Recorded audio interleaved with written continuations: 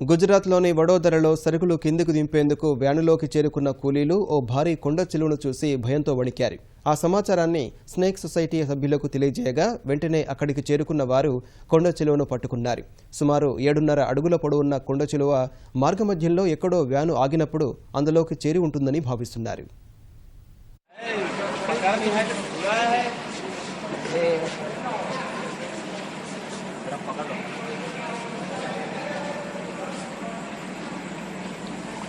पानी है